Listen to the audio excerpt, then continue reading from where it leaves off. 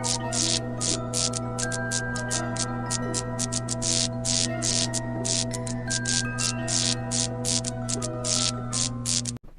people, and welcome back to another episode of the Ghostoul Podcast. Now, as it's Halloween, I thought I would bring some special guests on for you.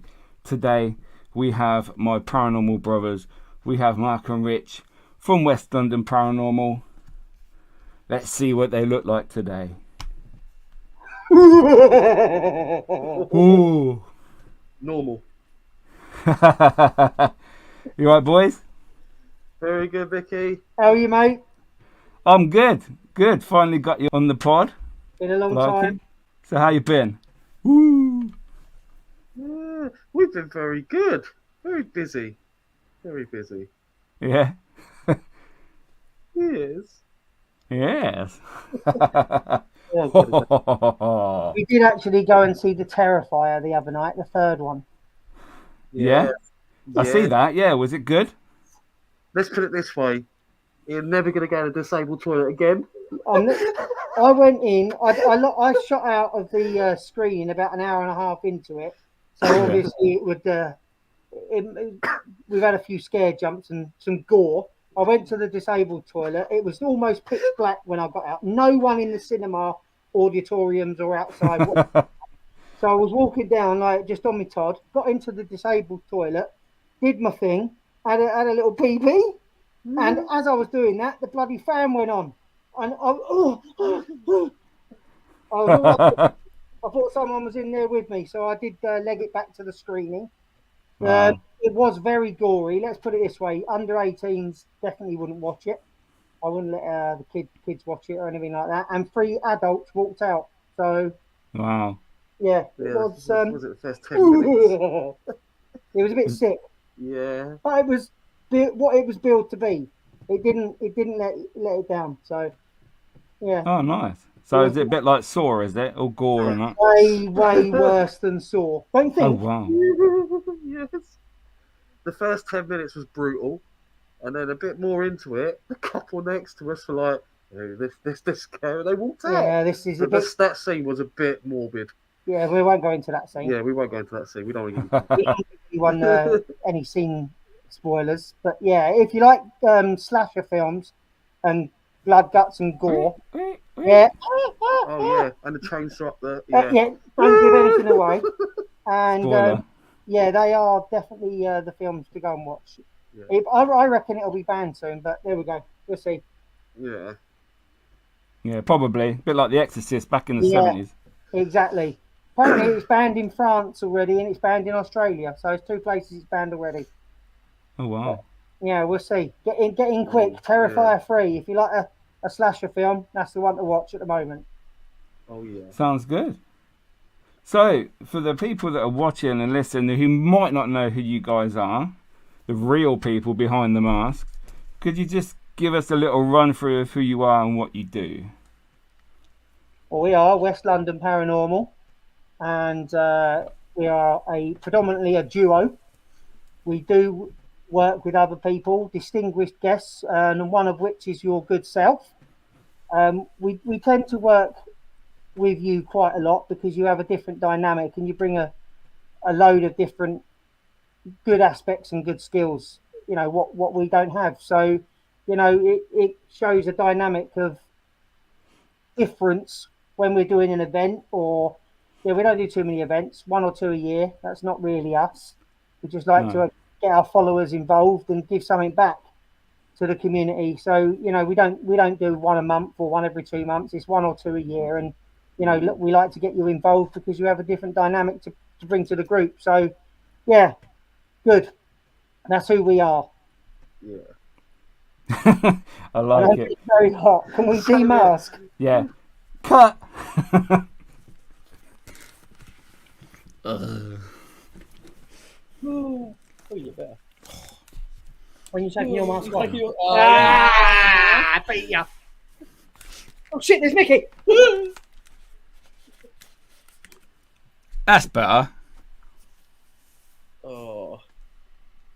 We can see what Mark looks like now. Yeah, I said to him, take his mask off, but he won't. No. Fucking hell, Mark. Come on. I refuse to. So, what got you guys started in the paranormal? Where was the spark? Was it a spirit sighting when you were little? Was it TV shows? Was it local ghost stories? What started it all for you boys? Wow.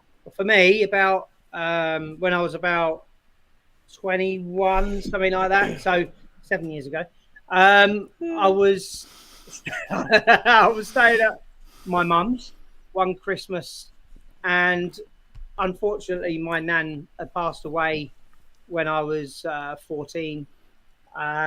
And every Christmas, I would go without fail to my nan's grave, which is literally a mile away. Yeah. And I would go on Christmas morning without fail. There's no time I wouldn't go. And this particular year, I was staying over at my mum's Christmas Eve, Christmas Day, and Boxing Day. And what happened was I didn't get over to the cemetery, to the grave, on Christmas morning because my mum's is a bit further away, etc., etc. And I was going to go Boxing Day. Yeah. Well, Christmas Day night came, and I was staying in my mum's spare room. Right at the end of the bed is a bookcase, which is rammed full of books. It's not just like one and a book stop or whatever. It's rammed full of books. And about 2 a.m, I woke up and I could see a grey silhouette figure at the end of the bed. It was just grey. It was a hue, if you like. Yeah. I could make out there was no face to it, him, her, and it was haunched over. Well, my nan had a haunch, and I was thinking, you're thinking too much. First off, I woke up and I screamed like a little baby to Mum, get in here. And I had tears in my eyes, and I didn't really know what I was quite young then.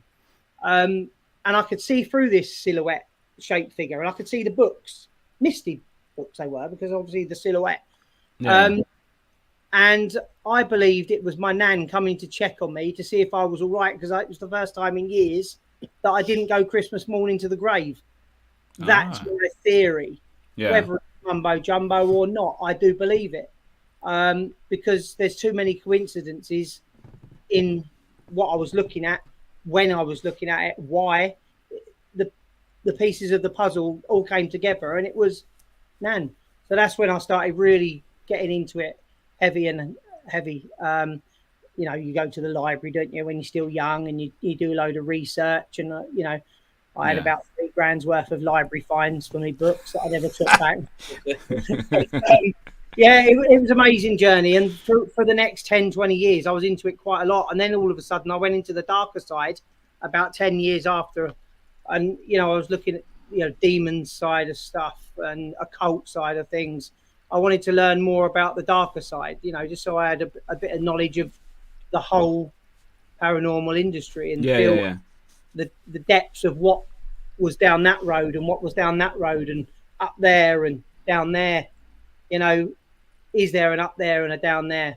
But then that leads you on to the more adult books, doesn't it? Occult stuff, witchcraft, Anton LaVey's book, and things like that. You look at the dark side of it, and everyone seems to be, I'm not going to say brainwashed. A lot of people would use that word from a young age about Christianity and religions and stuff like that. But it's up to you to make your own path and your own direction. So, you research your own knowledge. But that's where it went for me. Yeah. The Satanic Bible, that's what I ended up with. And there's so many, people think that the Satanic Bible is all about the devil. But unless you've really read it, it's not about all of the devil. It's about opposites to what you've been taught or brainwashed throughout your life. Difference of opinion. Yes, it's exactly that. It's a difference of opinion and an argument for the other side. So that's it. So that's me. So, yeah. Mark? Mine's totally different because I've had no really experiences as a child, or anything like that. Mine is just literally watching like TV, watching all the shows. Casper. Then, exactly, like Casper. Friendly ghost. You just sit and watch these TV shows for years and years and years, and then you just start thinking, are these real? Is this just entertainment? And then you think, well, then you just get a bit more intrigued, don't you? Then you dwell into it a bit more. Then you really start questioning what's real, what you see on the TV. and then what's not real. And that was it then. I thought, you know what, I'll have a look up at local ghost hunts, and I went along to a few, and then I got the bug from there. And all my experiences of London Paranormal have happened from that onwards. Throwing me a pigeon. Same as mine. Yeah, we'll get onto that story. But yeah, mine was the same. I'd never seen anything until I started this, and each time I went out, my mind became more open, and my body was ready for whatever, the other world gives us. So yeah, I was, I would probably have liked to have seen a spirit of one of my family members when I was young, but yeah, but nothing until I started dwelling into that zone, which was pretty cool. Oh, don't forget that the mind is such. You use a quarter of your mind, they say, don't they? Yeah. 3/4 of your mind is not even explored and channeled, and in that quarter, there's millions of doors, and different paths. If you open door number 1, you go off on a different path and train of 4. If you open door number 50, you go off on another train of 4. So you can open and close doors, and a good way of explaining that is like hypnosis and stuff. You're going under, and they open another door or another portal or whatever you want, and you can go down different channels, and your brain is susceptible to hundreds and hundreds of different doors. That's the way you can explain each different environment. There's thousands of environments, millions. You only use your brain. I mean, we've only been going through the first door, haven't we, Mickey? And had no experience to just go round in circles. No, I say I had a few more doors open now since we started. So yeah, I'm happy about that. Happy with the journey. Yeah. But so, how did WLP start? Oh my God! Well, we're talking 4 or 5 years ago, possibly. A rough date, and I remember it was literally booking onto a first ghost hunt, and then getting the bug. And I thought, you know what? I'd like to do this. I'll just film it and just see what I can get through the camera. And I did. I went with a certain team and started filming my investigations through there because it was just me at the time. And I was just doing a little camcorder, going around and making little videos on it. Put them on YouTube, people watch them. Then I went into work. I think, maybe 2 years, a year and a half, 2 years into it. And met Rich, obviously worked together, and we sort of caught the bug, talking about it. And then Rich was like going on how he's really into the paranormal, the demonic side, and I thought, you know what, it's very rare that you can walk into a workplace and then click with someone that shares the same passion, and the vibe and the get-go that you do. And there it was. From that day forward, we're here right now, and we've taken off. So many locations we've done, so many more that need doing. Yeah. Well, we're not going to say where we go into it all. For next year, we're looking at a couple of other places. What we tend to do is not. We do go to the ones that everybody's been to because they're bucket list places, right? You want to go there. You want to see what the hype's about in all these places. Make up your own mind. You don't want others saying, "Oh yeah, that's haunted." We'll go to see for ourselves, and see what the hype is about. If it's hype, if it's unscrupulous teams doing things for likes and content and media followings and stuff like that. We're not about that. We've never been about that. From day one, we have always said, and it's on our website in big letters, we do not fake anything. If we don't have anything, we don't have anything. And it'll be maybe a humorous, comical video of 20 minutes, 30 minutes, but it won't be full of evidence because that's not how it works. It doesn't work like that. Then, the spirit world, if you want to call it that, is not a toy. And they're not kids. They don't play when you say it's playtime. They sleep when they want to sleep. They don't sleep. They do sleep. Whatever. You make your own minds up. If they don't do something and interact with you, they won't. And you are nobody to tell them to do so. And that is why sometimes we get, I wouldn't say aggressive, but we go into the darker side. If we're not getting some pleasant interaction through various mediums, then by mediums I mean like the spirit board or Yeah. And stuff like that, not just a medium themselves. If we're not getting any interaction, then we'll try and turn it on its head and go in another route, through another door. Another door, that's it, another door. Exactly that. And then what we'll do is we'll go in the realms of the darker side, and then we'll try and summon a darker entity and see if they want to come out and have some interaction. And, sometimes it even happens when, say, for instance, fan or not, Ouija boards, they have their place. There's no doubt about it. Whether you're a fan, whether you're a believer or a non-believer, they do have their place. Ask Hasbro. And, you can use the Ouija board for many different things. And you can leave it as an open portal even. And, years later, if you haven't closed the Ouija board down, if that's what you believe in, and everyone's entitled to their own opinion. I don't go in for this online bullying rubbish. I'm right, you're wrong. It doesn't cut it for me. You have your own experiences. You make your own mind up. You're not there to push your opinions onto someone else. So, the Ouija board's amazing. So we'll go in the darker side of stuff. And when, if you're doing a Ouija board and you've had a pleasant interaction with someone or a spirit of something, and then all of a sudden the Ouija board starts going a bit mad, or the planchette turns into a life of its own, you may have a little minion or a darker entity on the board with you, It can turn on a dime. Experience allows you to know what is there.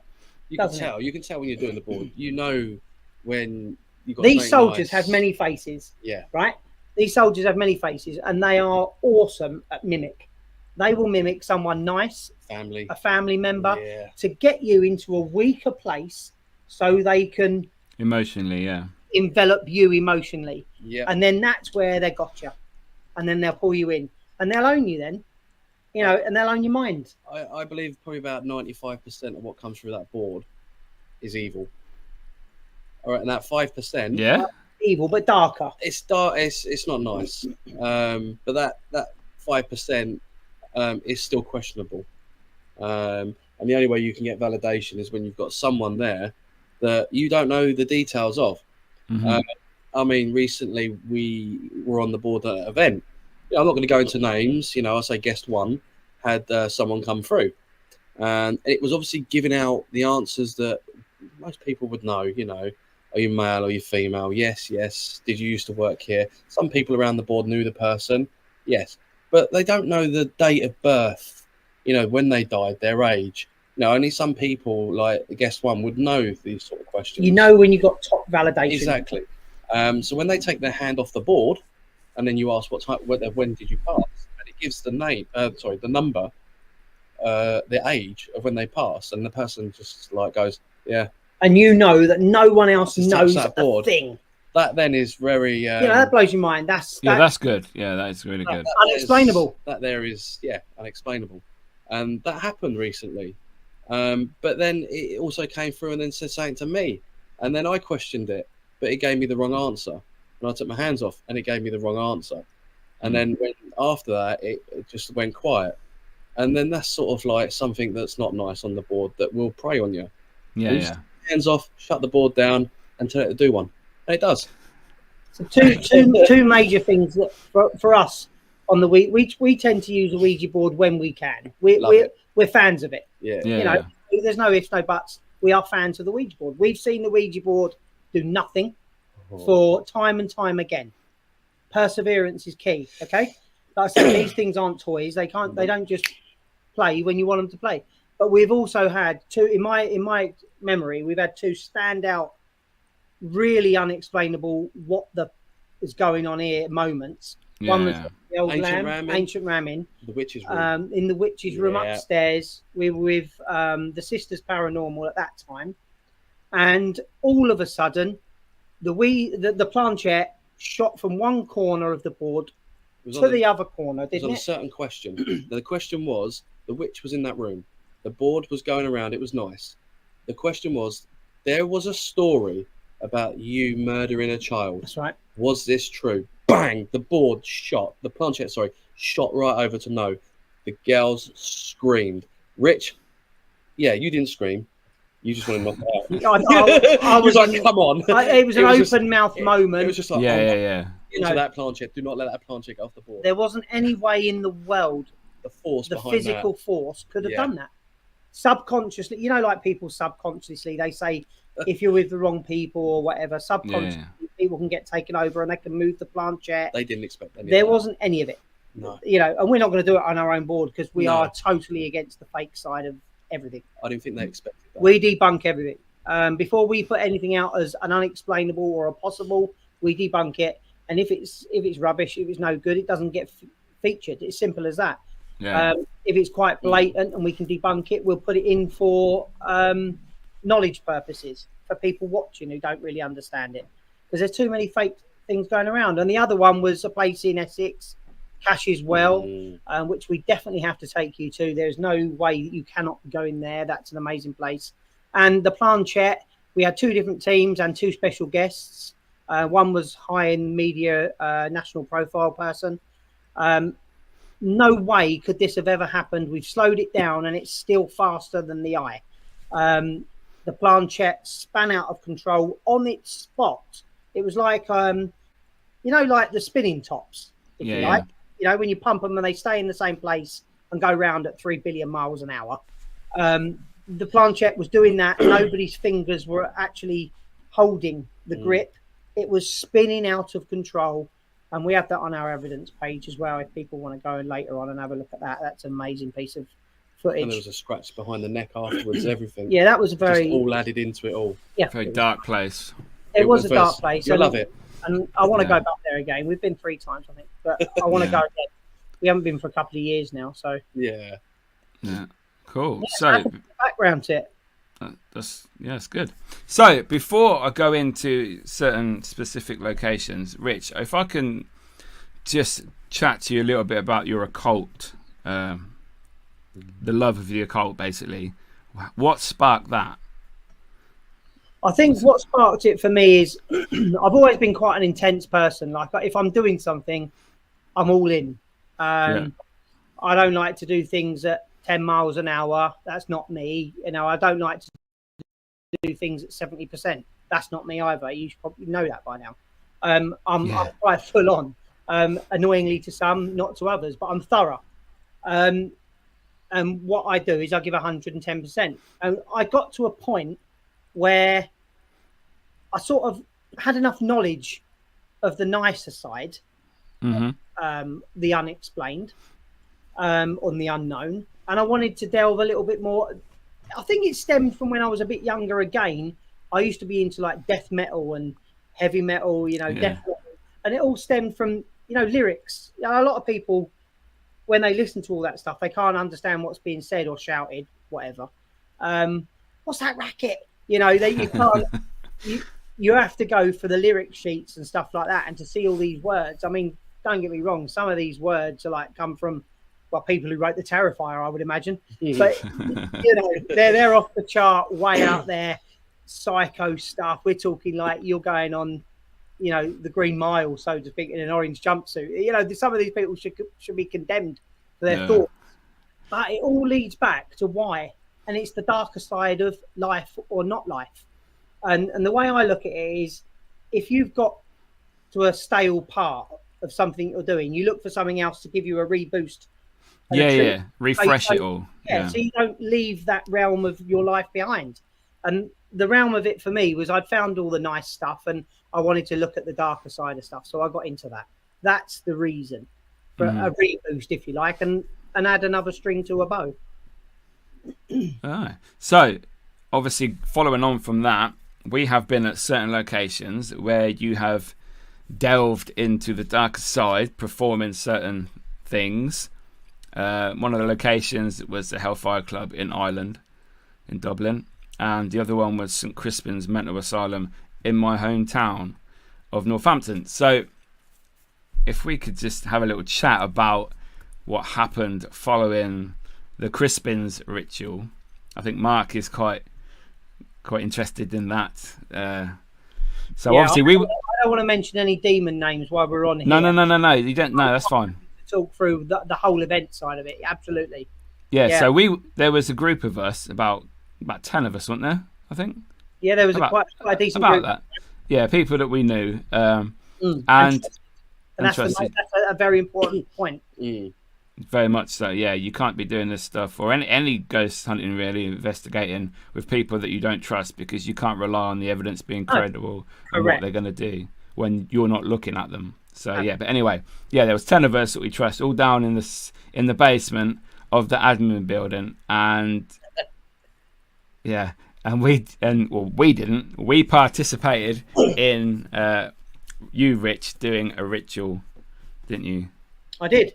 So what was the idea of that, and what did it produce? I pulled together throughout my past knowledge and stuff a ritual in Latin that I was going to say perform, because it is a performance, if you like. Yeah. We'll do that. Yep. I went down the route of having the candles. We did the ring. We did a certain amount of salt placed in strategic places, as we didn't want certain people to get attached or miscomplied. So we did all that, and I was using animal blood as well. All these things, some people will say, oh, it's just gimmicks. The costume, the outfit, the goblet, the salt, the pentagram. All right, they're gimmicks, but they are gimmicks that go back centuries. So there is no smoke without fire, in my mind. If something is there, it's there for a reason, and we use those reasons, and we use those because they're our beliefs, or my beliefs, that it worked. Now, you can argue all day long, you can argue against it, you can argue the toss, you can try and force your opinion onto me. It'll never happen. I'll take what you say into consideration and I'll mill it over, but I still have my own beliefs, and that's how life should be. Definitely. But I performed this ritual, and from that moment on, going back briefly before that, not much happened, did it? No, that was quite quiet in that building and then at the time. We went down to this basement and we did this ritual.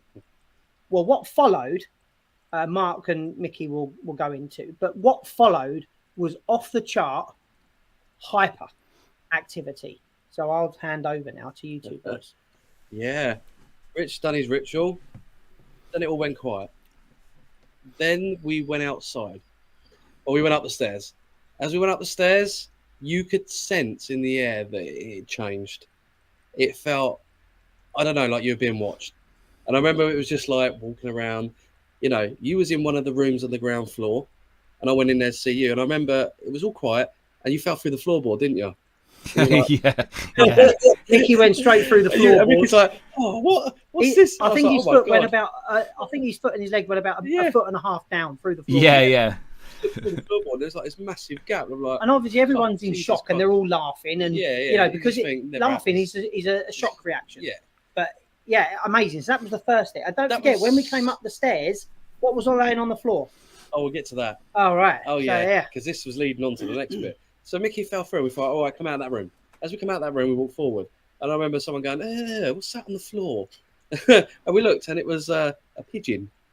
It was just dead. It was just dead. It wasn't stiff. Fresh. There was no rigor mortis. Yes. It was fresh. And when I say fresh, you could put its neck up, its head, and it would have flopped straight back down. Yeah. It was warm.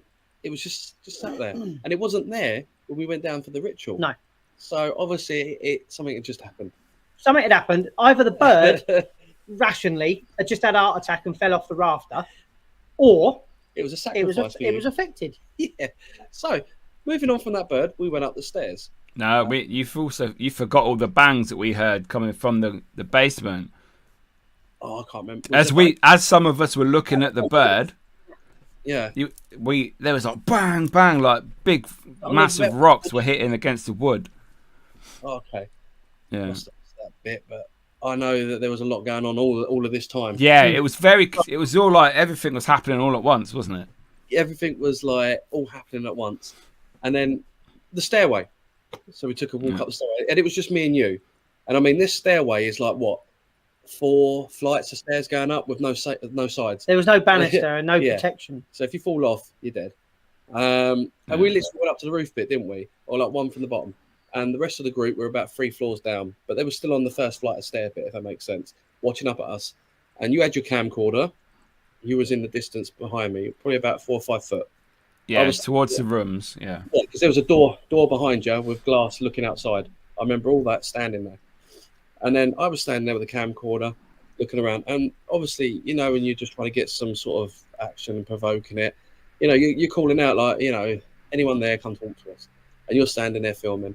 And I thought, you know what, there's a pigeon on the floor, right? And I thought, you know what, throw something at me, you know, throw a in pigeon, mate. And that was the wording that was used. And what came after that was unbelievable. You know, I've never in my life experienced that. I never want to experience that again. No. But something was thrown at me. And it weren't, you know, thrown just like that. No, it was thrown at force. It was loved. it was launched at me. And it was so precise that it could have blinded me. It was literally a centimetre under your eye. It was a centimetre under the eye. Bang, whoa. And it shook me for a minute. I was like, whoa. You know, what was that? You know, and I thought, I looked down straight away, you know, at the guys, and I said, who threw that at me? Because you were getting quite angry. Is this to say, you know, this is taking the piss. That what you're doing? No one threw a thing. Apart from that, everyone was lower than you. You were on the top. Oh, when we watched back the footage, I my first instinct was like, who threw that at me? Because I remember one of the guys down there, was next to Rich, and I said, who threw that at me? And Rich just, you know, he swore. You know, and you know the stuff that he says and how he says it. I knew it wasn't him, you know, and he vouched for the person next to him, you know, which then was like, we need to watch the footage. So we went back downstairs, got the camcorder out, and we sat there and watched it. And you could see it was like a bit of plasterboard, no bigger than half my hand. It came from the top down. From above. So it wasn't even from below where they were. It wasn't even from an angle where anyone was. And it smashed me straight in the face. And it was just like, and everyone was just like gobsmacked. And the point of the matter was, he asked directly, throw something at me, and then instantly it happened. That was ridiculous. You ask, you shall get. And then we eventually go downstairs again, don't we? But then something else happens after that.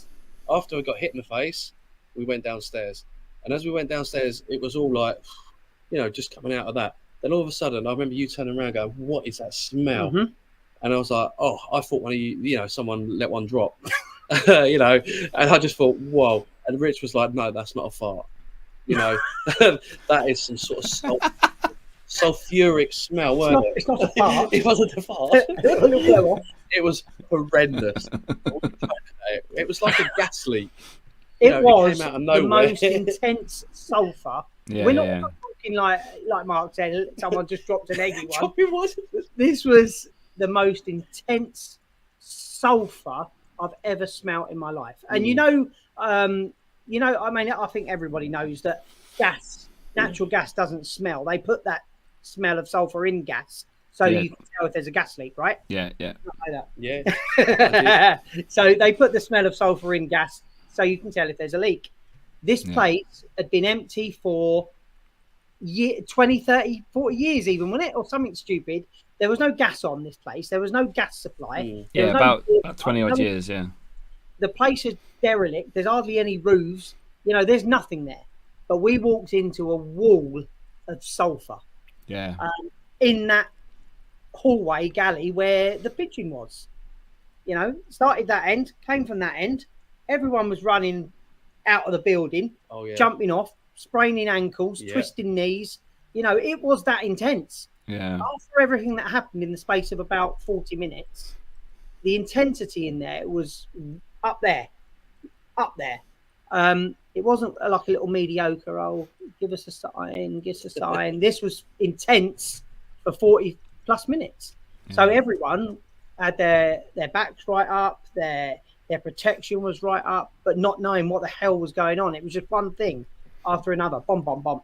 So it got that intense that everyone, when they smelt the sulphur, they just pegged it out the first exit. And I think it was that bad, a few of them went home after that. Yeah, a couple went home. But then the night went quiet afterwards. It was like an eruption and then a settle afterwards. But it was that much of an eruption. People went home. People were hurt. But yeah, I'd love to go back there. But unfortunately, we can't. You know, those times are done. Yeah, I saw a wink there. Those old times are done, though, aren't they? I found a hole. Oh, The intensity to it all, I don't think it'll ever be the same. No.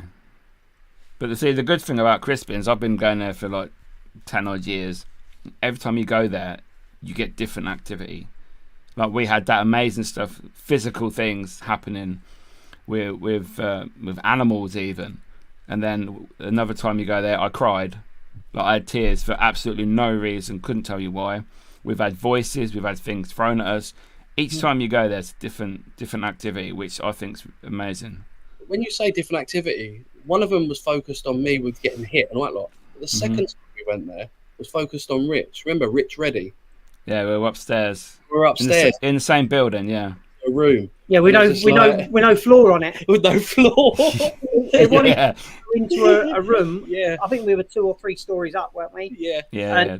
To go into a room with all the ceiling was hanging down above me, and there was just beams to walk on, like if you were in the loft of a non-loft converted house. Yeah. Ready? Yeah, no, not quite. No, it was your turn to go in on your own, and it weren't going to happen. So, you know, that was dangerous. We were like 2-3 stories up. That was just suicidal. Yeah, it's not good. I don't know if it was because of all the other stuff, because of the darker side of things that I tend to do. I seem to get those sort of things come through quite a lot. I think they are upset that I like to challenge them, and I do rather than be scared of them. Yeah. Yes. There's an iron curtain in front of me, and to get to me, you've got to get through that iron curtain of I'm going to give it straight back to you. So you know, I'm not fazed by that, and I think that's what they don't like.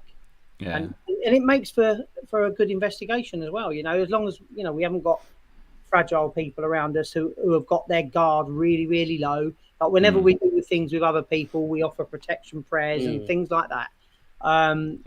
They can have objects on them. You know, they can have crosses. They can have some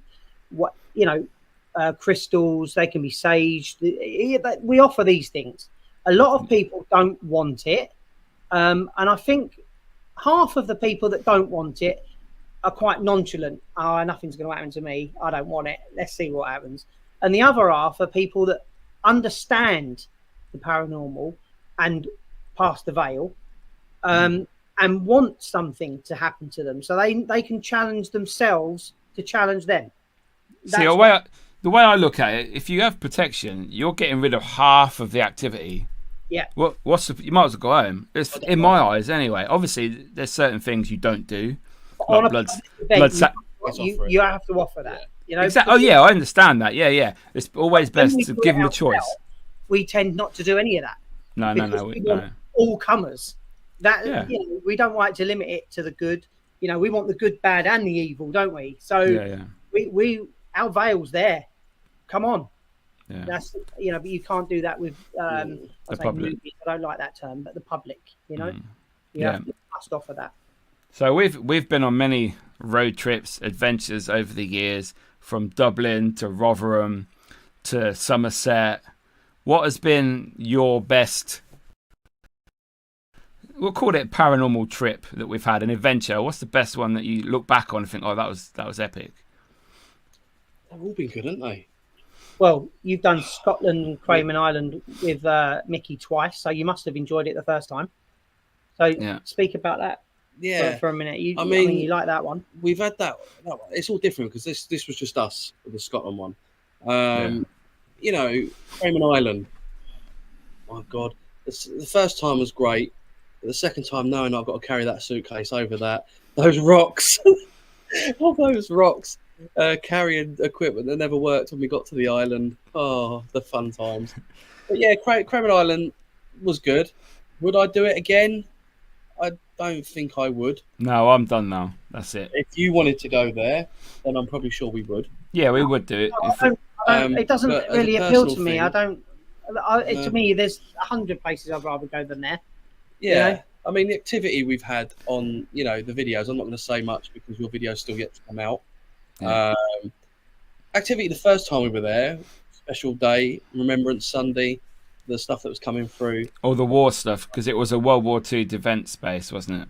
Yeah, and the stuff coming through the Alice box was spot on. There you go, it was all relevant. Yeah, and then we go on another day, which is nothing to do with the war. It was just a normal day, and we went to a different part of the island, and the results were different. Um, I think this time was a bit more intense. It was a bit. We were not fearing for our lives, but we weren't sure what was going to happen to us because there was people on the island, unfortunately, that they were. Sounds like they were having a big rave. So we don't know who they were, what they were doing. yeah. So it was a bit intense, I think, this time. But yeah, like you say, we focused on a different part of the island this time. You wanted to go to. I mean, it weren't about not you wanting to go to there because we couldn't get to the other bit because obviously we thought there was people on that part. Yeah. It was nice just to change it up a little bit, and we went to this like what was it, a derelict sort of like house thing. I've looked back on researching that, and it was the old original farmer's house in the centre Nice. that the old family used to have. Yeah, back in the day. But for that place, you just felt like someone was in there watching you around the Oh corner. yeah, they were walking around us. It was awful. You could hear it, and it was just like bang, that big bang that scared the life out of us. You know, and then when we got, I think the main highlight of that bit was using the Dalco, the goggles. You know, when you just turned around and said, "I can hear the music box," and you know, like 2 seconds before that, it was playing over in the corner. There's no way you could hear that. No. And for you to hear it through that was brilliant. You know, and it was giving us names, different names, but it wasn't, I think, more intense than it was the first one. We got more information on the first visit than the second visit, but the second visit was more of a scare factor. That's like everything. Back to the same place 2 or 3 times. It changes. You don't want the same thing to happen. Like the Cash as well. Every time we've been there, something different's happened. And that is what's so great about that place. It's quite far away. It's about an hour and a half in the scheme of things, and it is a little bit of a trek to get down to. It's a bit of a hidden mystery, but the intensity of what goes on down there and what went on again in the past, we are going again. We're going to do but it it again, is a fair weather venue. Yes. You know, my favourite road trip, I think, is this one. Hellfire Club. Mr. Bean. And Bean. you know, the whole thing from getting off the plane to get in the car to get into the place, to seeing the places before we got there, it all added up to the intensity of the evening. And when we managed to get all of our kit up to the top, even though we were all half dead, I think it was worth the final puff of like, oh wow, look at that place. That is something else. I've never seen anything like it in the flesh. Because there is nothing like that, is there? The whole place is built out of flint, and you know, and it's just one solid object. You imagine a crane trying to lift this place up. There ain't no crane big enough in the world that could lift this place up. The physical capabilities of that place is just power. You just look at it from the outside. You can look at it in the daylight or the dark, and it screams activity, unhappiness, all the dark side of life and death.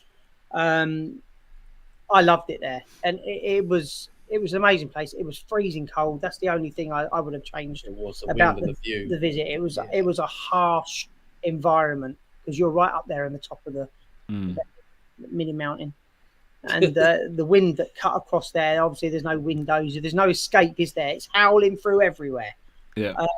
But the intensity of the place, when you moved around different sort of rooms and you could feel different things going on.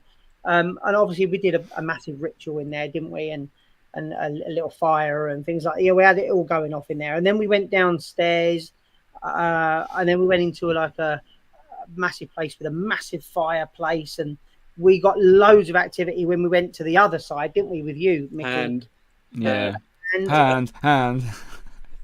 I would go back there again, but not in such a harsh time. I'd go back there like end of March to November. Spring, yes, the environment is such a harsh environment. You're saying an island return is possible. And also, another one for me was Cannock Chase. I love the place. Oh yeah, I forgot we went there. Cannock Chase was it was a fun time because we had different characters there at the time, and everyone had their own funny quirks. But when you get down to a little bit of investigating, it was the camping out at night that we didn't know what was going to happen, whether it be the black-eyed children or, you know, the slender mans or the shadow figures or whatever. You just don't know with that place because it is off the chart sometimes, and excuse the pun, dead quiet other times. But that's somewhere else I'm going to go back to, and I'm going to camp out there again.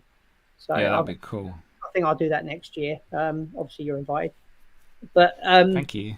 Yeah, you're welcome. Yeah. But yeah, we definitely need to do that one. That's my favourite one was, apart from obviously the Dublin one, everything about the Dublin trip was awesome. But the activity we had at Brown's Folly, that was, and the camping out, and you know, with the tents and stuff and fire and the activity, that was just awesome.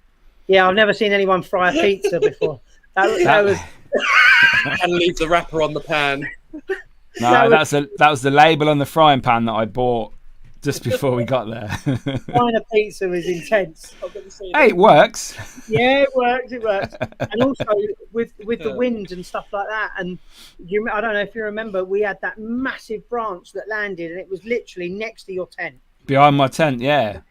And another foot. Yeah, I'd have been. You wouldn't you? But the Brown's Folly Tower, that was quite a special place. Quite a special place. Nothing to the building, is there? You just go in this tower. It literally is a square tower, but you got to walk all the way up these horrible little built-in stone steps with no banister. No banister, and the higher you get, the more wind you can feel. And I mean, when I got to the top, I actually was feeling sick, and I was on my hands and knees for the last 4 steps. I'm not going to lie. I was on my hands and my knees for the last 4 steps, and I was holding on for dear life to the rock at the top. Mark, are you coming? Are you coming up? Yeah, I was like... you had that pole at the bottom, didn't you? That metal pole sticking up. There was a pole from the banister, yeah. From the bottom of the banister one time. And if you look over, you think, you can't... This is the sick part of it being a human being. You look over and you think, oh, God, what happens if that impales me if I fall? Well, anyway, but you always think of the nasty thing, don't you? That's going straight through me. Oh, no, that's going to hurt. Yeah, right, you're 100 foot up with no banisters, and you're worried about a pole down there. You got to get down them steps yet. You're going to hit all the stairs on the way down. And then when 3 of us were up there, I mean, you got halfway and you went, I don't like this. I'm down there. Oh, it's only halfway, Mark. Get up there. But it was... That's one of the most... And I think the person scariest looking places. at us as well. Do you remember that? We had the camera. Yeah, outside in the bush, just standing there watching the scene. We were talking about people, weren't we? And we could hear 2 people. We saw 2 people through the camera. And you said they appeared, didn't they? They were 1800s dress style, hats, the long flowing gowny type things, and they were in this doorway that was less than 7 foot wide, 6 foot wide.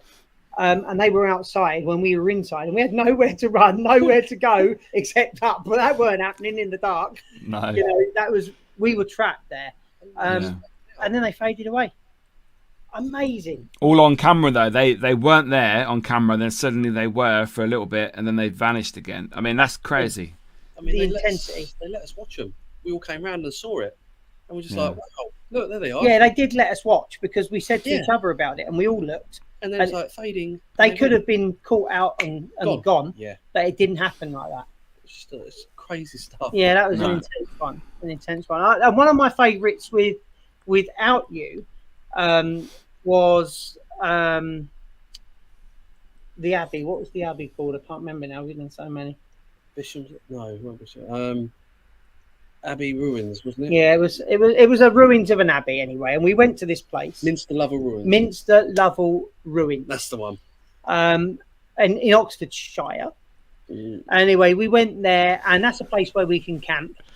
Okay. Yeah. We can take the tents there, and we'd like to take you there. That's like Clop Hill, the derelict church there. Yeah. This place is about 5 times bigger. It's by a river, and there's loads of different outbuildings, but you can see where the different stories to each building, borders are of the. Anyway, we were in this main. I guess it was the banqueting hall or the main part of the hall, and we had a cat ball, like all over them, whatever. We had a cat ball inside a hollowed out piece of wall. So there was only one way in this hole in the wall, and that was forwards, left, right, and back. It was just a hole, solid brick. And we put the cat ball in there. It weren't moving. This place was derelict. It was no wind, no nothing. And the cat ball was just going off in this wall all the time. And then on when we're looking back on the footage and Mark's doing the editing side of stuff, there are very distinct footsteps walking down what sounded like a wooden hall. I've got shivers now thinking about it. Clunk, clunk, clunk, clunk, clunk. Well, there was no wooden floor. This was like old flint pieces of cobble and things like that. It was like someone was marching down a hall, and it like clunk, horses, clunk, clunk, clunk, clunk, clunk, footsteps. clunk. You could hear it. Yeah, Crazy. I remember we stood there and was just like looking at each other. I think that's on our evidence page. Yeah. We were like, wow. Oh. It's just off the chart. But yeah, that was another good one. I prefer to go and do places that other people haven't been to. Yeah.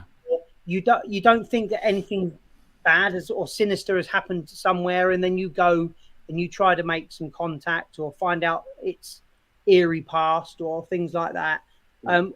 We rather do that than go to the 30 East Drive sort of places, the poltergeist houses. We rather do that, find our own stuff, than go, because everyone's seen it 1,000 times. Don't get me wrong, we've all been to 30 East Drive.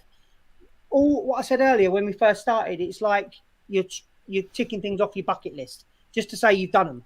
Because we want to go to these places, but we don't want to go there 20 times. You know, this Caches well, I found that from nothing, just from research. And we, as far as I know, we might have only I know one other paranormal team that went there in the past. That was like 10 years ago, and then they're not even together anymore. They're nothing, you know. They're not. It's only us that have been down. And that was amazing. And also another one inside the woods. Where was that? Epping Forest? The lake? Suicide Lake. Suicide Lake. We're going to do next year. You could hardly find this place. And for years, we don't want people turning up scaring us. Oh, no. And what happened was, for years and years, like donkey's years, back in the 1800s, early 1900s, people were looking for this pond in the middle of the woods. Nobody could find it. You'd go in there and you couldn't find it.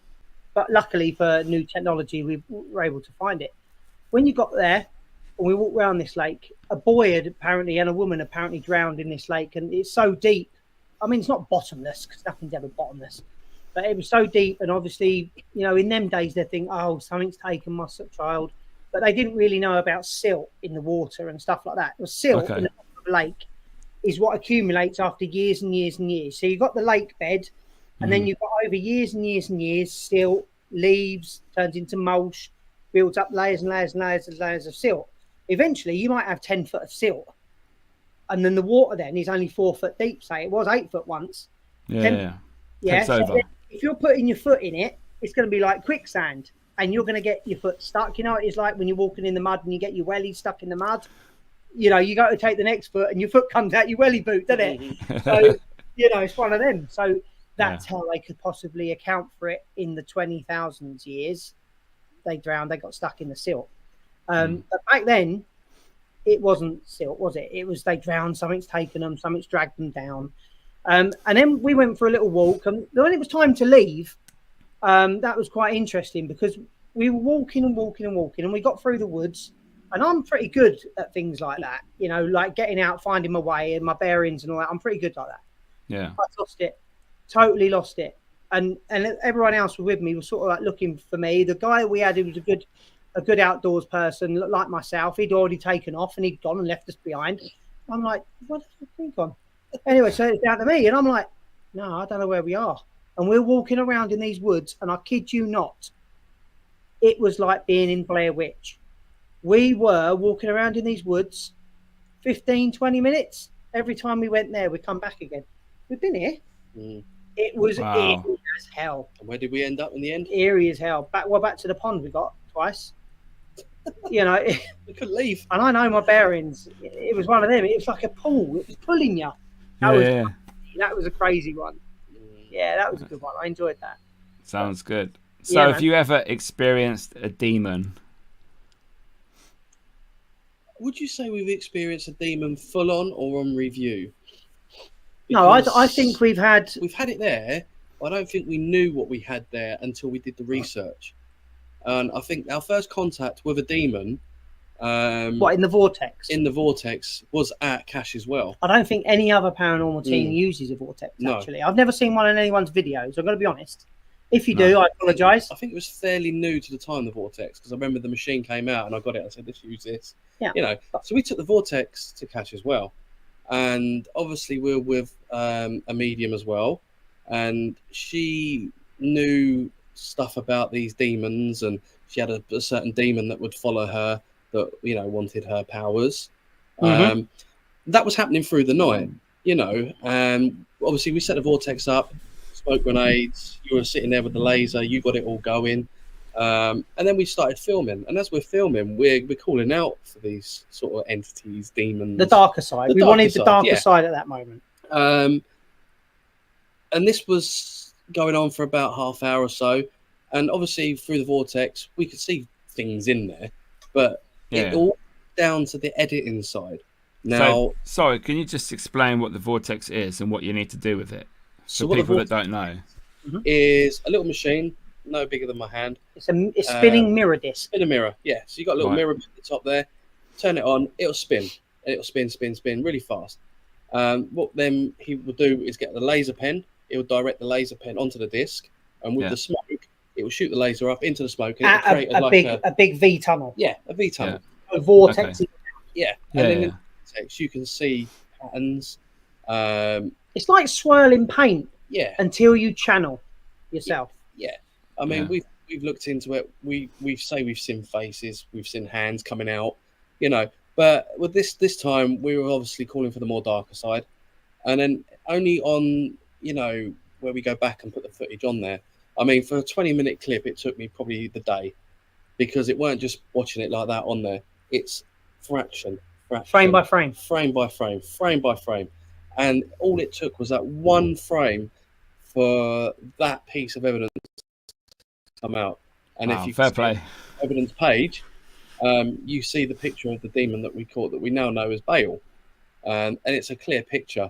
You've got the face, you've got the teeth, you've got the horns, you've got the eyes, you've got the crown, the shape. You've got the frog with him. It's like spider leg things on the bottom. Spider leg things, yes. You can make it all out. It is, without a doubt. There's no way you cannot get away from it. It is Bale, and that's a 100%. Fact. 100%. And he was there validating everything through the Ouija board, scratching someone on the back of the neck, telling him he was going to do it.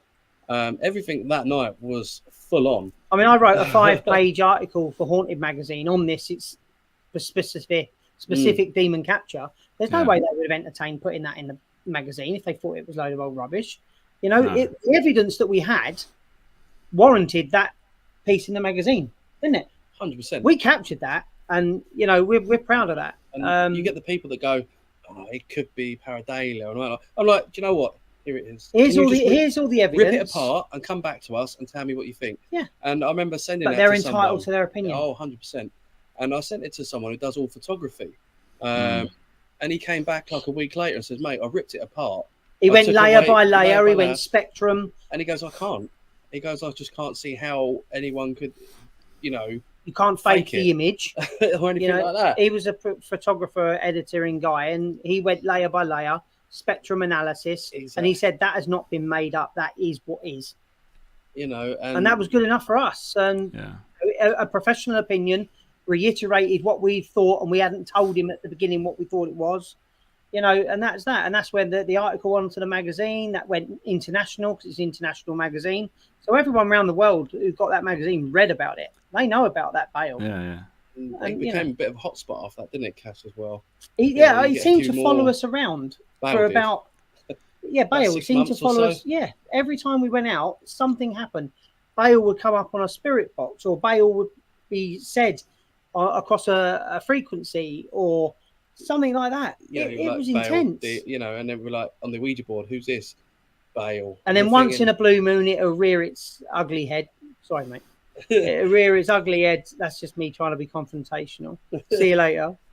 And, you know, he'll rear his head once in a blue moon now. But it's like he knows he can't get into us. Yeah. He's sending a soldier, or, you know, he's one of the commanders of the legions. So he's got so many soldiers Minions, under him, he can send one of 50 million soldiers instead of sending himself. You know. The question is, do you think Bale is a bad person? I don't. Because he's never done anything bad to us. But at the beginning, when we were at Cash as well, and that was all going off on that Ouija board, that could have been Bale manipulating that board. Yeah, it could have been. So that's the bad side of him. Could have been. I wouldn't trust any of them. No, that's what they want you to do.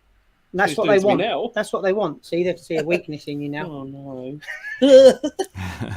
So yeah, yeah, he probably threw that thing at me in the thing. Yeah, could well have been. Could have been, yeah. If you mock the Trinity, you don't know what's going to happen.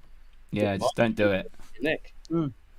Yeah. So we've been to a lot of places, and we know lots of stories. Is there any that you've heard of or been to validate that you think are false or fake?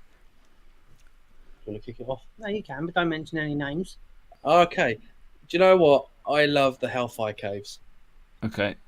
High Wycombe Hellfire Caves, and the story that we heard about that was it Robert Whitehead, and the missing heart. Now we read up on all that, the story behind it. The Australian sailor, you know, you can do anything you want, and he stole his heart, you know. And this was one of probably our first investigations together, really, wasn't it? It was in the early Brexit days. time. Early days. Yeah, and we obviously went down there because a lot happened that night as well. We get to that in a minute. That's quite funny. We went down to the bottom near the river, and we're standing there doing our thing, and then we're asking for like, who's here, you know? And we said we know what happened, and it said say it or something like that. I was like, okay. And then Rich just came in and just says, what have you lost? What is it you're looking for? And clear as day, what came through? Heart. And I was like, oh, and it said it like that. It didn't say heart. It went heart. Really accentuated the word so you wouldn't miss it. You know, like if sometimes it goes heart. That's not finishing the word. You could think, oh, did I just hear that? Am I expecting him to say that? So I'm making that the word. No, accentuated heart. And that's one of our best captures to this day. And then from that, we were like, okay, because we never had something that clear and validated through. That's in the to this day, it is the best direct answer we've ever had. 100%. And I remember after that, we thought, right, we're going to go back up now for timeout. You know, so we're walking. I'd say walking. Quarter of a mile underground. This is one way in, one way out. Quite fast, you know. And I remember Rich was behind me, and we're going up, nearly there. All I hear was something's grabbed me. Yeah, I had a backpack on. He had a backpack, and he goes, I think something's grabbing me, Mark. And he was, what was it? You were pulled back. I got dragged back. I suppose in the scheme of things, it felt like 20 foot, but I would say 3 feet maybe. I got pulled. My backpack got pulled, nearly took me off my feet, dragged me back like that, and then that's when I screamed, Mark, someone's pulled me back. Somebody's pulled me back. He'd gone. I tried to, but you know, Mark had gone on his toes out of the caves one way, and I was like, intense. Cheers, mate. But he always says health and safety. Obviously, he had to go. Priority. So yeah. When we watch back on that video, there's so much more things that came through there. I mean, I remember we were talking about health and safety. I mentioned health and safety in the caves when we were going up, and you can hear demonic laugh through it, like, whoa. Remember that? Watching about the video, it was like it was mocking us for the, you know, going in there. But the Hellfire Caves, I've seen shadow figures in there before. This was when I went on my very first ghost hunt, not even as WRP, as a guest, not guest, you know, paying guest. This place, you know, I've seen things walk into the wall. I've heard bangs, but there's a lot of bats down there and all. You know, just fly past you that scare the life out of you. There are loads of bats down there. The place has definitely got something down there. That's the Hellfire Caves is quite immense. I actually rate it as one of the top venues. It's just a shame it costs so much to hire. Yeah. But you know, like what I said to Mark the other day, these places now add on ghost tax. That's what I call it, because it's not like a private hire. You know, like wedding venues and all that. It just used to be venues, but then they nowadays they put the wedding tax on or the party. And it prices them out of it. You know, like the ancient Inn. I mean, that place used to be what when we hired it. Let's say around about 400 to 600. And now that they probably found a new ghost without a head, it's now 1,500. So that You know what I mean? It's just without getting offensive, they've added the ghost tax. yeah. And it's not, you know, you shouldn't be doing that. There are no millionaire ghost hunters. Yeah, there's no millionaire paranormal researchers. There's no money in the paranormal. Even if you look at these actors that are on the TV, I'm not mentioning their names, but if you just think about these few actors, you know, yeah. Oh, don't punch me from that 25 foot away. I'll move first. You know, these actors aren't millionaires. No. They have to pay for their airtime. People don't think that they do. They do. You know, they have to pay to get on all these shows and stuff like that. They have to contribute in many ways.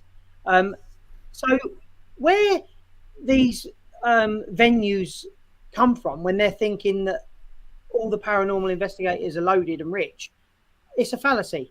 There aren't no well off paranormal investigators. So why are they putting ghost tax on these venues? We're just humble people doing a hobby. That's the general ghost hunt, paranormal investigator, hobbyists. It's a hobby, a passion, you know. Which is why we do most. It's a full-time job things. for the very, very lucky few. Yeah. And that's how I want to end it. So I did ask the question, what stories are fake? And you went on to Hellfire, and I'm thinking, are you going to say this is fake? But oh, right. No, that's what his question was. Oh, right. You hijacked. Oh, what stories are fake out there? yeah, any locations, stories of ghosts at certain locations, anything like that? But yeah, we don't want to upset people and alienate ourselves against people because we all have our own thoughts and it's up to them. There's so many stories out there that you can't say Enfield. are fake. You know, Enfield, the Enfield poltergeist house. Yeah, but the thing is, But there's not been no proof. There's no proof. Yeah, it's like Mickey. You could turn around and say to me like, that house over there's got a headless horseman because everywhere's got a headless horseman. You know, and we could go in there and say there ain't a headless horseman in here. Have you seen one of them? No, it's fake. But I believe you. You know, It's about opinions and being there at the right time, isn't it? I believe that you could have seen it because I've seen stuff that I feel like an idiot. Let's put your question in a different way. Okay. Do you think, or where do you think is overhyped? Right? That's a better one. I know your answer to that. 30 East Drive's way overhyped. I'll tell you that now. I possibly will go back one more time in my lifetime. So I'll give it another go. But I believe it's way overhyped. For instance, I know many, as you both do, I know many good, honest, genuine paranormal researchers, right? And they've been there and they've said, dead as a doornail, nothing. They've been way more times than me. I've only been once. You know, you've been twice, you've been 3 times, whatever. But they'll say, I know some of them have been 5, 6, 7 times. And they'll say out of the 6 times, nothing's happened. And on the 7th time, I heard a bang. Come on. You know, that to me is overhyped. Because then you get another team that goes in. And then all of a sudden, in the first 2 hours, they've had massive this, massive that, loads of this, loads of that. And I'm like, really? Are you just doing this because we've got social media now? That's the way I look at it. Because proof's in the pudding. I think this comes back to a comment on the social media site, you know, where there's certain team events, I'm not going to give names out, that need, you know, something to happen. You know, you're not going to go back again on an event if nothing happens, are you? No, it's all about, you know, in my mind now, social media is killing this paranormal industry. 100%. Because all it's about is, first off, it's ego. Second off, it's about followers. Third off, it's about likes. Fourth off, or 5, I can't remember where I am. But anyway, off the scale, off the list, it's about sharing content. It's about the followers and I'm more popular than him. I don't care if you've got 500, 600, 1 million followers. I guarantee I've got better evidence than you. 100%. And that is that. Okay? It's not about ego. You could be the smallest person in the world. One-man band. You only need one real piece of evidence and it blows away that 1 million followers with your one piece of fake evidence. Yeah. You know what I'm saying? And that's why we keep it real. I know 100% I can trust you. I can trust you. And I know I can trust myself. So I'm working with us 3 I know that there can be no comebacks whatsoever if I decide to put something out, or Mark decides, or you decide. We are 100%. If one of us says to the other two, "Nah, I'm not buying that," then none of us buy it. It's there. You put the element of doubt in someone's mind. Yeah. So, jeez, Christ, yeah, oh my God. We're on the same page. So there's your fakery. No place for it. Yeah. So you've mentioned the capture of Hart at the Hellfire Caves and the plasterboard being thrown at your face, Mark, at Crispin's. Is there any other evidence that you would put up there as your best that you've experienced so far? Yeah, the spinning planchette at Cash's Well, off the chart. Cannot be reconstructed. We tried to do it ourselves with a planchette, and we tried to spin it, and it just doesn't happen. Doesn't do it, no. No, you can't do it. You can't get to that intensity or speed with people's fingers either upside down, just having a bit of nail contact. And obviously, you know, some people, when they're holding a planchette too hard, you can see a little bit of white on the bottom of the fingers. I look for everything. Yeah. I look for everything to debunk someone pushing the... People had their fingers just resting, no white spot. People had their fingers upside down just by resting the nail. Well, there's no grip on the nail. You can't do nothing with a nail. And other people were shot off the board when the planchette was going round at 300 miles an hour. Yeah. That's one of the best ones. I can't... Unexplainable. And obviously, Bale in the Vortex was something else. That's just not... Never been seen in the industry worldwide. You know, capture in a vortex. And that's... I think that's our proudest achievement. Yeah.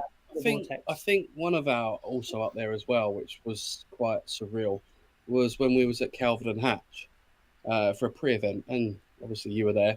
At that time, you was upstairs doing your filming, and me and Rich were laying on bunk beds.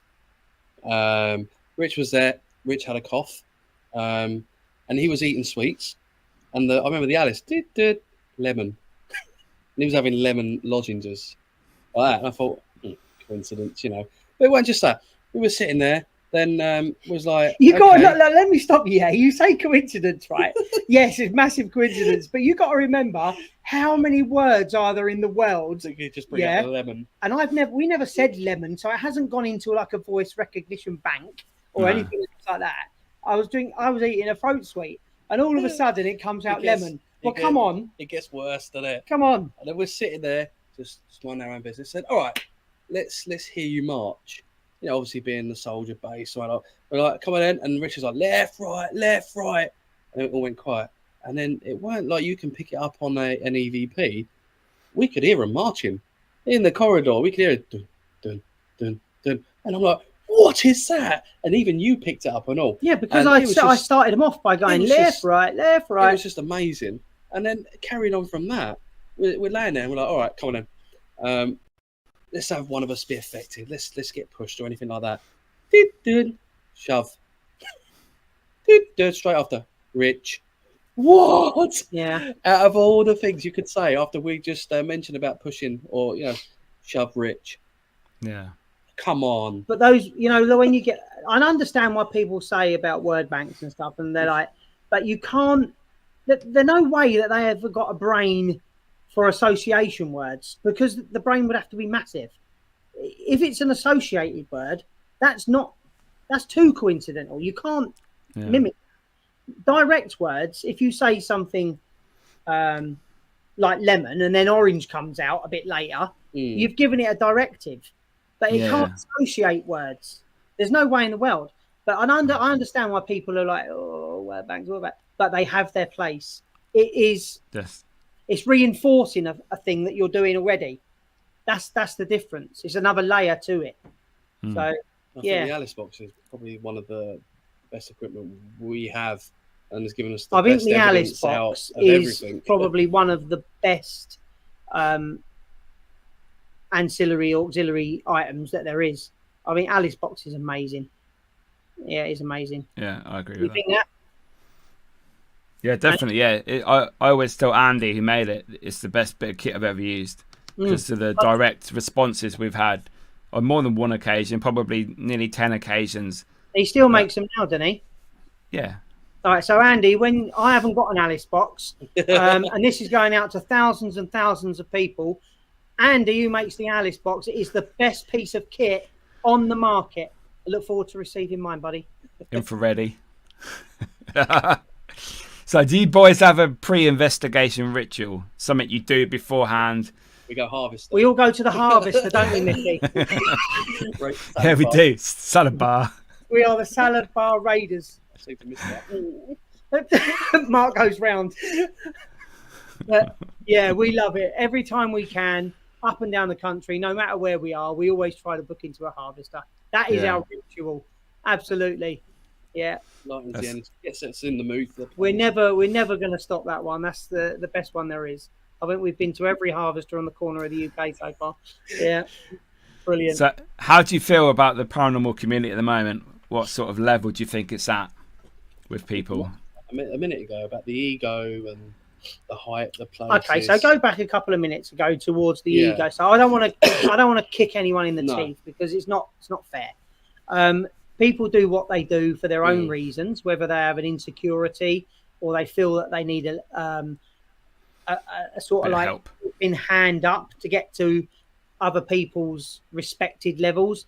Like there are tons of respectable paranormal investigators out there who aren't even in the limelight, that don't go on social media. I could rattle off 10 now that don't even have a Facebook account, but I respect them so much.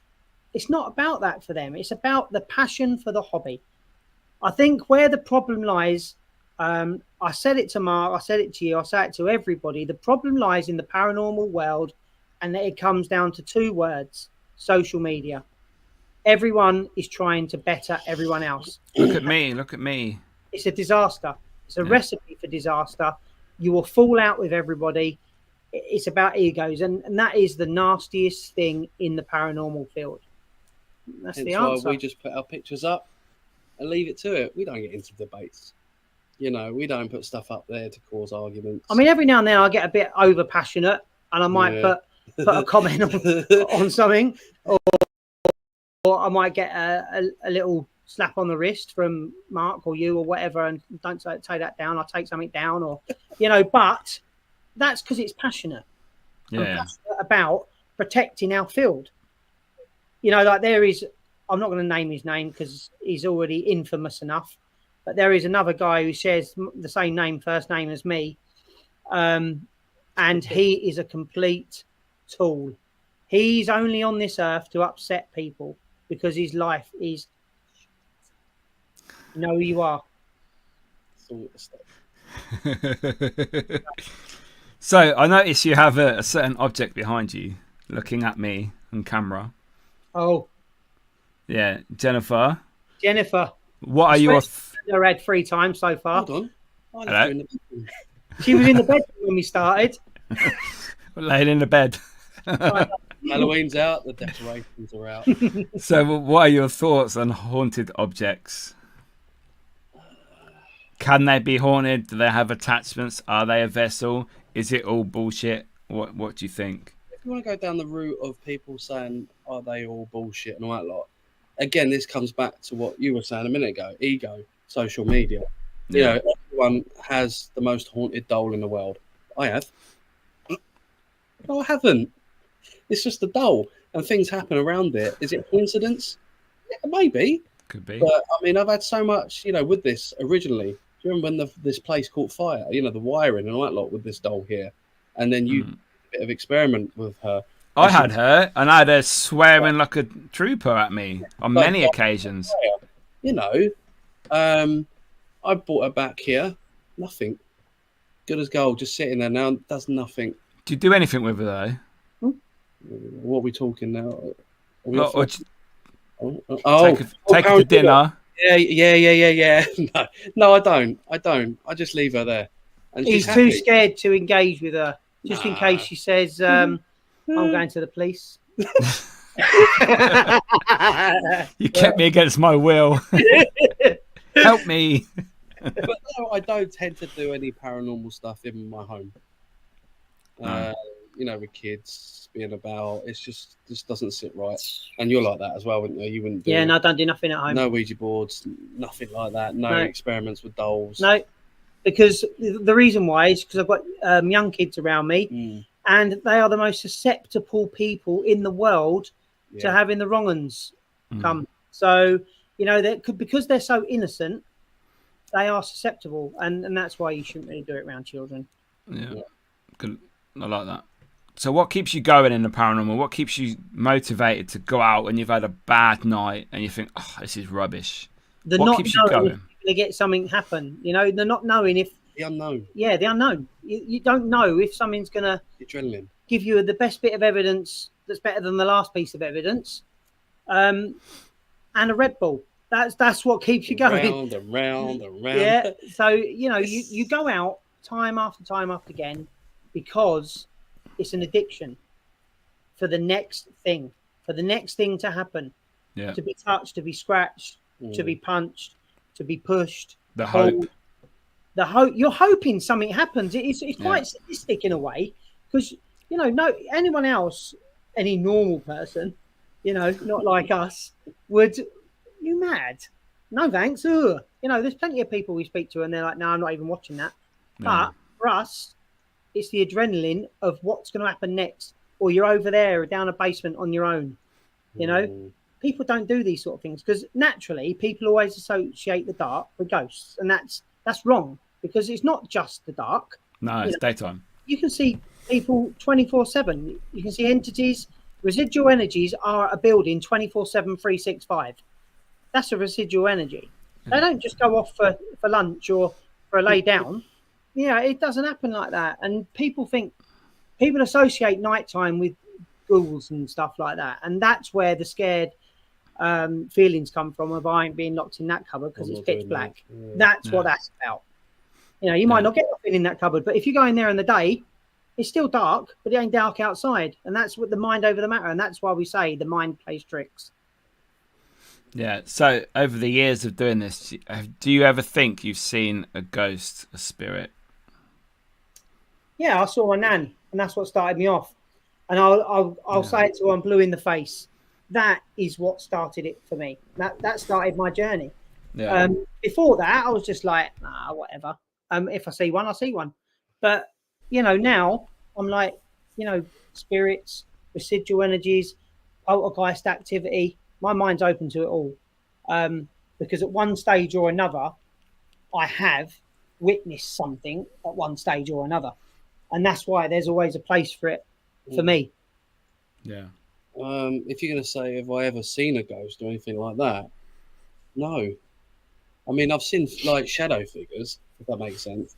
But it's debunking, you know, could it be that? Could it be a shadow off your IR? Because that's another thing that really like gets you. You know, when you're both filming, your IR can mix in with the other and you get that shadow. But that's all about debunking, isn't it? Have I ever been to a place and then, you know, this 6-foot ghoul walks out in front of me and then disappears in front of me? Like no. that? Yeah. No, it hasn't happened.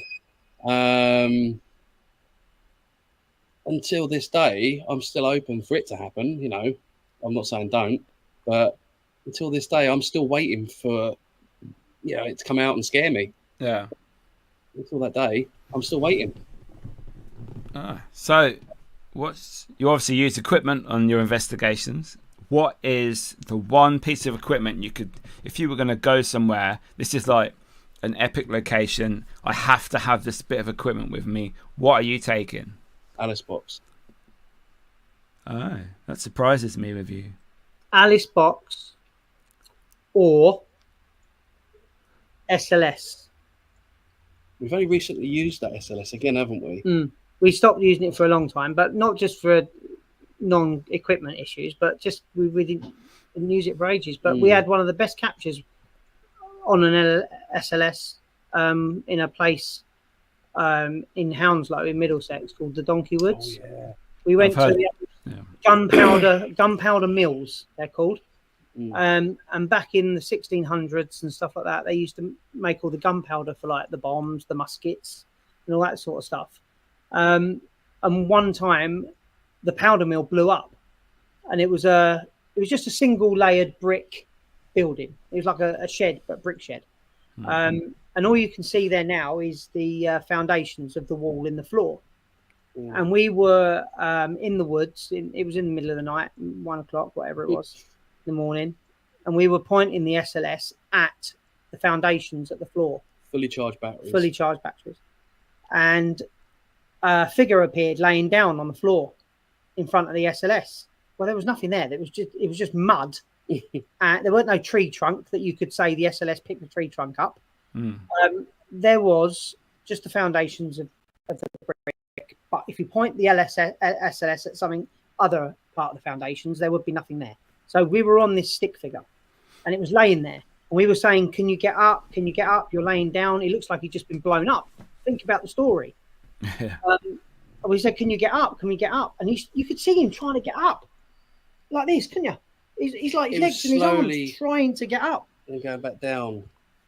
You know, that was crazy. And then all of a sudden, the machine turned off as he was just about to get up. Yeah. It's like full charged batteries, gone flat, drained, gone. Wow. So he's trying to get up. This SLS figure trying to get up, needs energy because he's just been blown up. Takes all our battery, the whole thing goes off. Yeah, that's it. Can't use it for the rest of the night now. That's it, done. That was the end of the investigation before it started. Because we turned it on, didn't it? And it said critical low. Critically low battery, power. Yeah. I was like, this was fully charged a minute ago. Wow. It's just amazing. It was just an off-the-cuff thing because it's like 15-minute drive from our house. So we had that. His thing's on charge. I said, "You've got anything? Let's go." Fully charged battery, gone. And this was one of these ones where it weren't planned. It was like, what are you doing this afternoon? What are you doing? Let's go. One of them ones where you don't know where it's going to happen. No. And all of a sudden, bang, something like that. So that was amazing. But the SLS, in the wrong place, you can pick up all sorts. But if you know your surroundings and you know what you're pointing at, because people will say, "Well, you're pointing at that. You're pointing at that. That's picking up that. That's mapping that." Well, he ain't mapping up a bit of mud as a stick figure. And when you're saying, "Can you try and stand up, please?" It's trying to stand up and it's needing energy for it. And then all of a sudden, your SLS battery's gone, and it was on 5 bars, fully charged. Gone. That was the end of that. Home we go. That was Cheers. Thanks, but that's it. So that's intense. I love the SLS. But Alice got something else. Yeah, I've got a question that I think is quite good for you guys because you've done sort of both. So obviously you film your videos, they go onto YouTube, yeah? Yeah, eventually sometimes you put them on your Facebook page. You've also done TikTok lives, have you? We've done one TikTok live. Halloween event, wasn't it? Halloween event, we when at the beginning of TikTok, like we did the biggest ever ghost hunt on TikTok at that time. Yeah.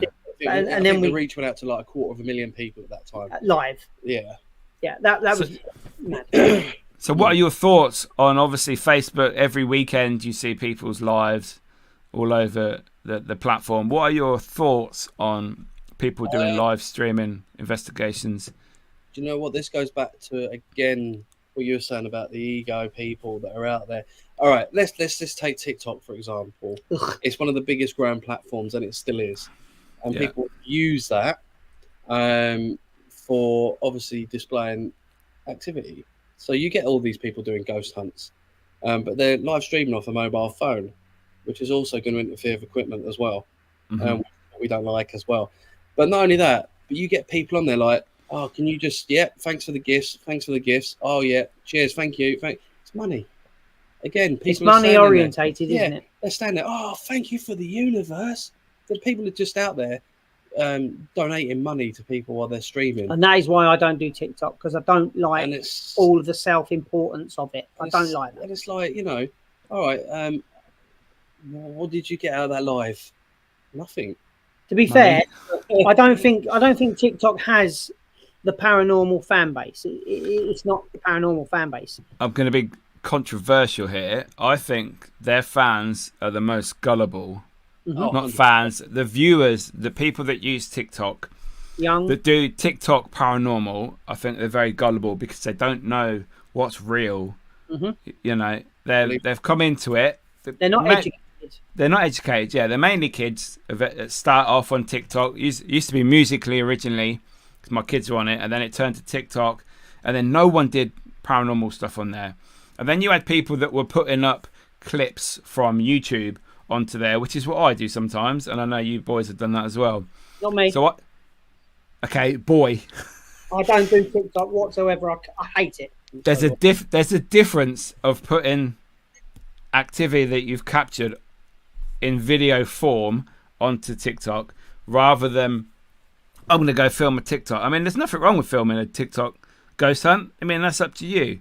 But I think the people that, like you say, they're not educated, they don't really understand. They think someone goes like that and there's someone behind there with a light and they cause a shadow and they think, oh my God, it's a ghost. Hang on, I just want to say, when we keep saying they're not educated, I just want to reiterate, we're not saying they're not educated in life.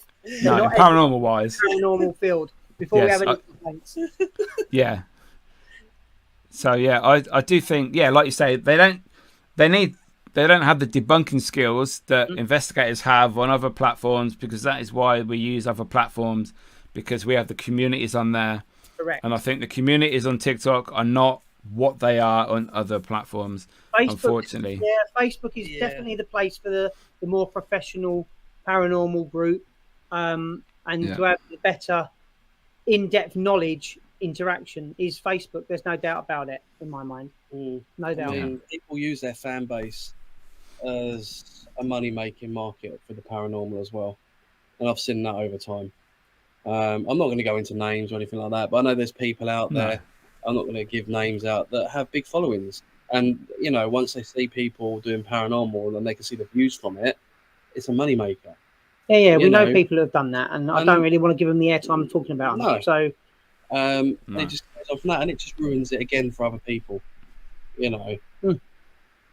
But yeah, thank you for your answer in there. So I've got a couple of questions left for you boys. Lovely. Yes. Right, so tomorrow, 10 o'clock, we are going somewhere. We're going anywhere in the world for however long for a ghost hunt.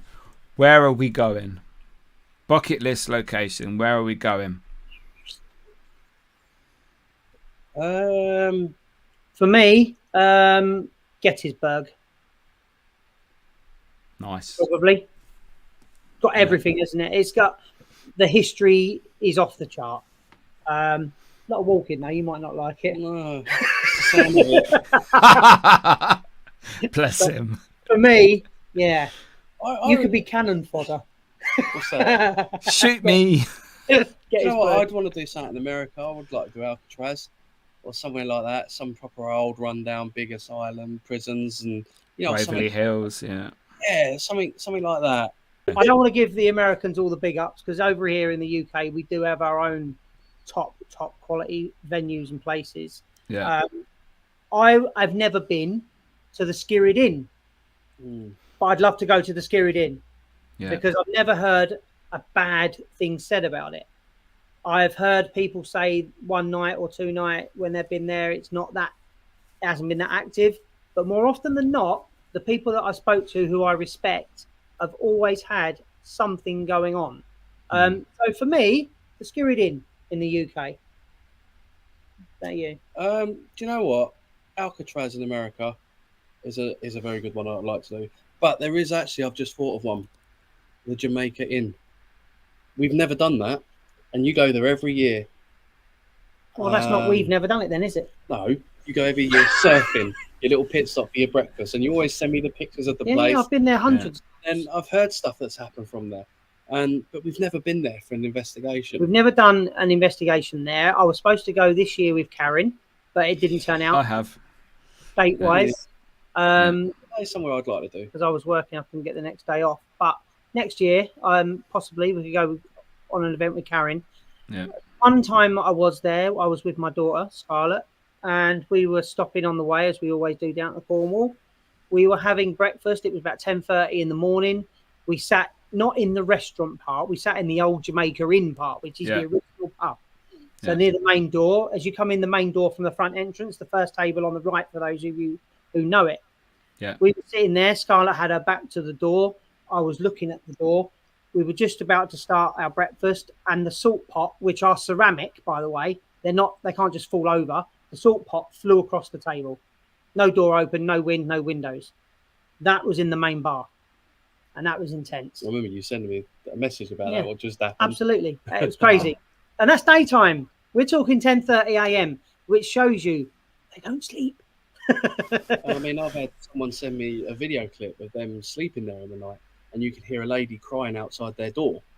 Obviously, there was a story behind the lady who lost a child. Mm. You can hear the lady out there just going, like whimpering. And I listen back to that and still get chills out of that. That is definitely on the. It's got to. Yeah, there's a couple of good ones there. Mm. Yeah. Cool. So, my final question for you boys. If you could get rid of one thing in the paranormal, it's gone forever, see you later, what is it? Ego. I can't say names. Yeah, ego. Don't have to say names, Mark, it's fine. No, but yeah, it is. It is. I'm better than you. It's the. Do you know what it is? It's the one-upmanship. Mm. There's no place for it. It's a hobby, guys. It's a hobby. We Yeah. do what we do because we love doing it. Not because I'm better than you, you're better than me, she's better than him. It's not about one-upmanship. It's about being together. Back in the older days, I'd sound like a granddad. Well, I am a granddad. But, you know, back in the old days, when there was no social media, we used to talk to each other when we used to go to an event or a venue or, you know, pick up a phone, and we used to discuss things excited. It was really exciting. Oh, you've been here, you've been there. What? Wow, tell me about it. Tell me about it. Now it's about I'm better than you. And I hate that. I hate it. So for me, that needs to go, but it never will while there's social media and money. No, exactly. And I When blame there's the- something to gain from it, you'll never get rid of it. No. Exactly. It's like the TV shows and all that lot. You know 100% that they are entertainment only. You know, the stuff that you see on that TV show. If they were to do an investigation, a proper investigation live, people will turn it off 5 minutes because nothing happens. It's boring. It's boring. But on these TV shows, you know, 2 seconds in, they're having stuff thrown at them. You know, they're being choked out by a demon. Because it's billed as entertainment. Exactly. You know, and people look at that on the TV show and think, I need to do a ghost hunt. That's what happens in real life. Oh my God. Yeah, can't touch that Ouija board. And obviously, when you're doing an event, that's one of your first disclaimers. Not everything It's gonna happens happen. that you see on TV. Done. Yeah, tonight probably will be boring, not much happening, but we might get a bang or a footstep, and that's it. You know. You know, I mean, we say that, and then we go to the event last time where you say nothing will happen, possibly you might get something. You know, one of the best nights on an event is with Gary Fields. You know, when he did that stuff with the Winnie the Pooh bear, and it flew across the room with the guests there that are in shock still to this day. And the knocking on the door at the back, which I thought was Rich coming to get us, but Rich was still coming down the stairs and come through the other door. And it's in a cupboard. You can't even get to that. Exactly. It was just manic that night.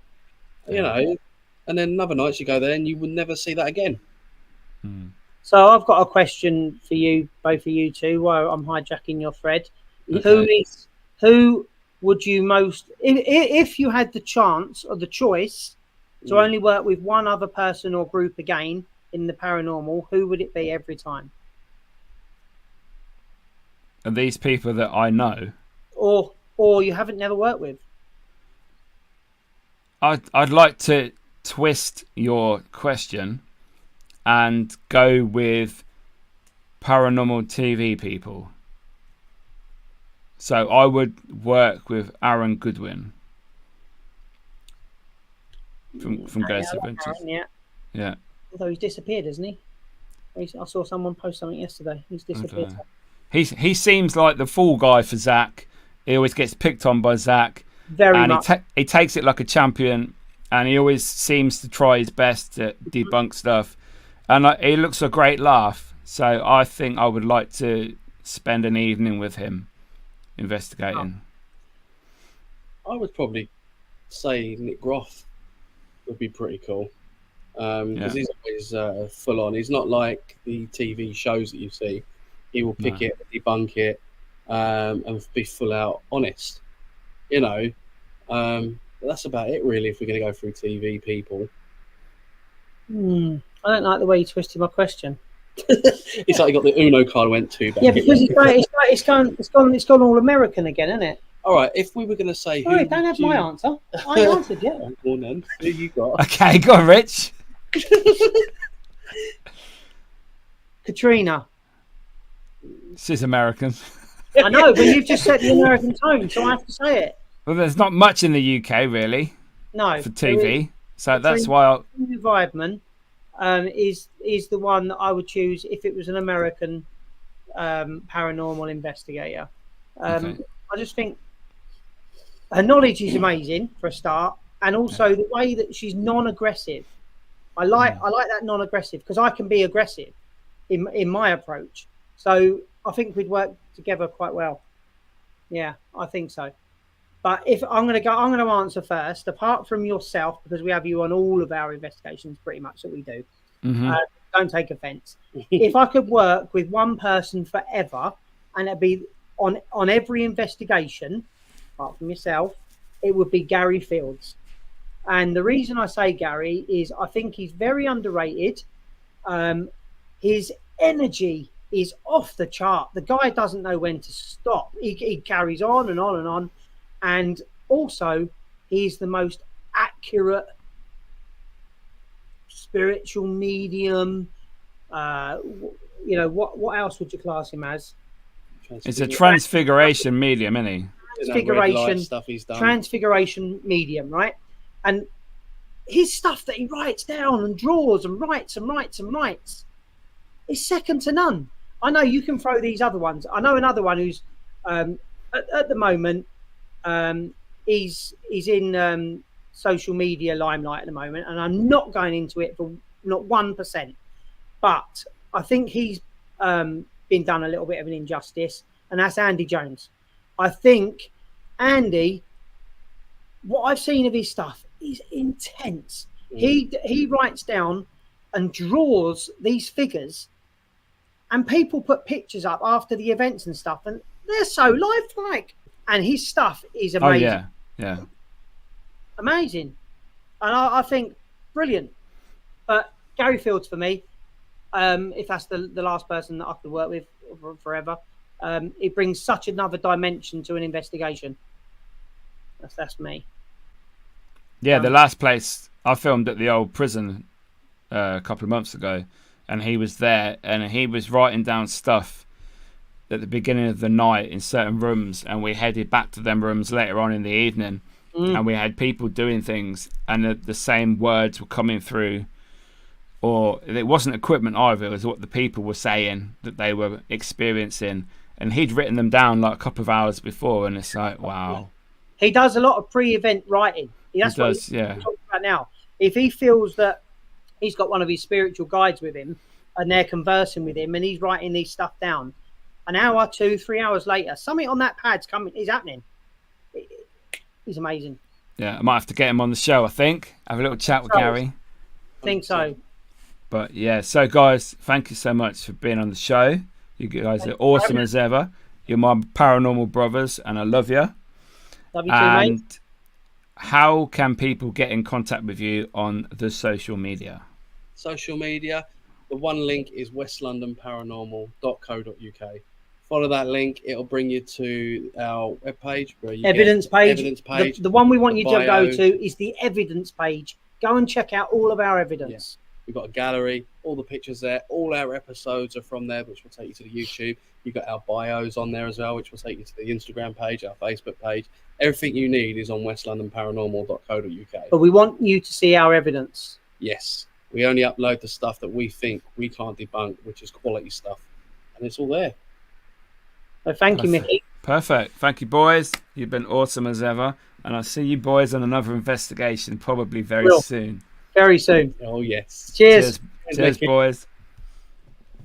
So there you go, guys. I want you to go and head over to West London Paranormal's website. Go check out the evidence, like they say. Go follow them on all socials. Go watch their videos. You might even see little Mickey in there. So, yes, another awesome episode. Thank you guys for watching. Make sure you go subscribe to the YouTube channel. We're growing. The comments are up. The feedback, the likes, awesome. You guys really helping me. Really appreciate it. And yeah, go follow the Instagram page. And I'll see you next week for another awesome episode. See you later.